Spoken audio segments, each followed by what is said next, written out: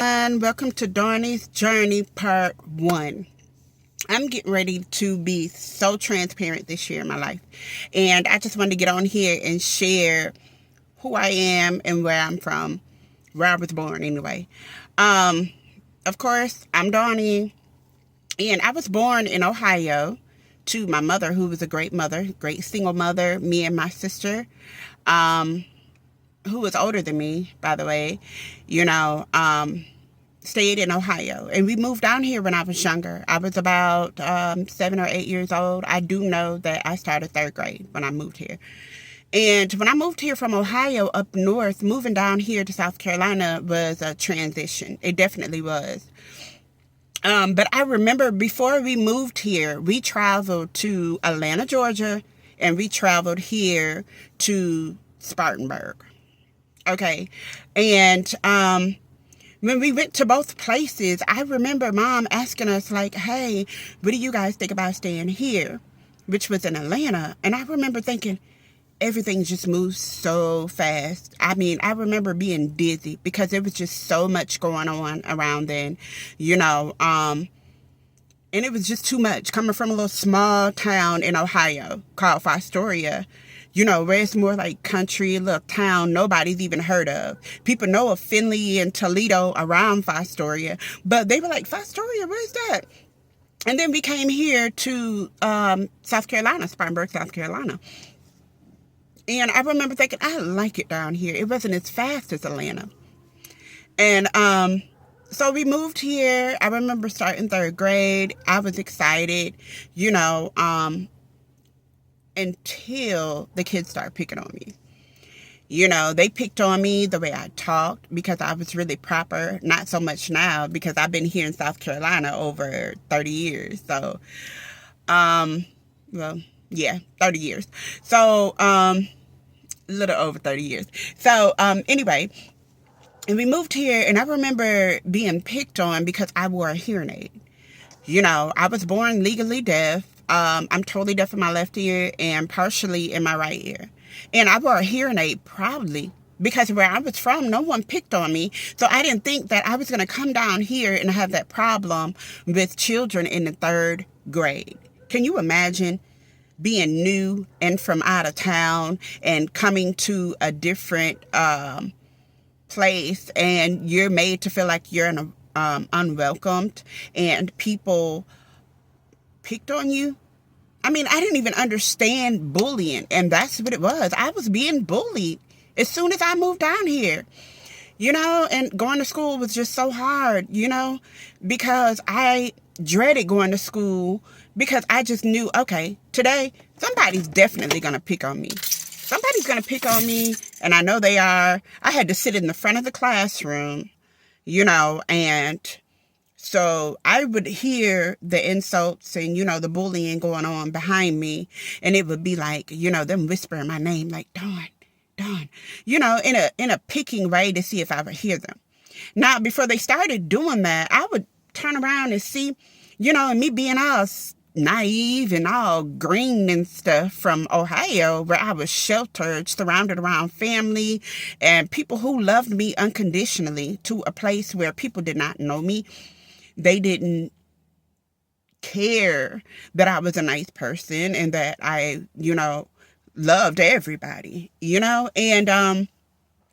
that went on for years. That went on for years and years, and it messed with my self-esteem something serious. It did. It messed with my self-esteem so much. I started to think that I was inferior to other people because they didn't have an understanding of the way that I was. I was created this way. God made me this way, but he also blessed me to be able to speak properly, which I had years of speech therapy and stuff as well. I went to an audiologist and did all the stuff that they do up there, in there. And they didn't understand that they were really hurting me, and they helped my self-esteem so much. I started just trying to do my best to fit in. So I would take my hearing aid out and I would put it in my pocket. And then I would sit in the front of the classroom, and that made it worse because now I really couldn't hear anything. I took out my hearing equipment to not be bullied. you know. And so I remember a particular time I did that, and I remember everybody looking my way, and I'm like, why are they looking at me? You know? And then finally, the teacher comes around, she's like, hey, I think your hearing aid is whistling in your pocket. Oh my gosh. I did not open up my hearing aid battery door. So now it was whistling in my pocket, and I'm trying not to be conspicuous. I'm trying to like disappear and be small and take it out and make sure I'm not the focus of the day and get picked on. And my hearing aid is whistling in my pocket. And I remember being so embarrassed. I'm like digging in my pocket, like, and I didn't know then, but I should have just put it on in my ear and been like, hey, leave me alone, but I didn't. And I remember sitting in class for the rest of the period like, okay.